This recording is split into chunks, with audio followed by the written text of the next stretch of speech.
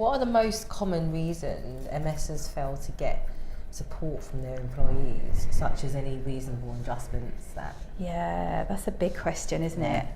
Probably a couple of things. One, I think it's a person, so with the MS, for example, the MSer, it's quite difficult talking about something that is quite close to you, and especially to a stranger, or a relative stranger. So it's quite hard. So often people don't disclose because A, they don't feel they're disabled enough to disclose, and also because they're just too scared. They're too worried about making a mistake in it.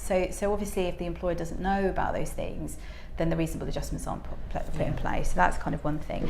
I think also the culture of the organisation is quite important. So if you've heard your fellow employees talking about disability in a particular way, it kind of puts you off from saying anything, to be honest. And I think sometimes reasonable adjustments take a little while to put into place, so it can also make you feel quite frustrated. And if you've been burned before, then you take it into your next employer, and it can also be quite a bad thing. I think with employers, on the employer side, cost is always the first thing people will think about, especially smaller companies. And the only thing to mitigate that is to look at access to work. It's a government-run scheme.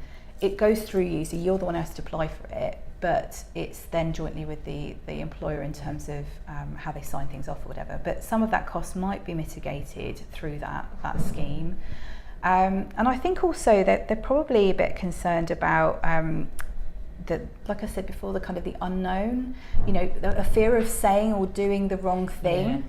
They don't want to be sued, they don't want to go to tribunal.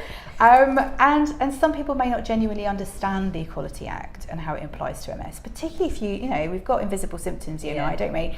You wouldn't never know, I've got like a double whammy of a relapse right now, you never know, right? So to them, we probably look absolutely fine, and they're probably going to stall a little bit potentially if they feel like this not necessarily needed right now. So this is why you've got to go to see your occupational health person or your GP or MS nurse to kind of get that support going. I think that's probably the best thing to say there.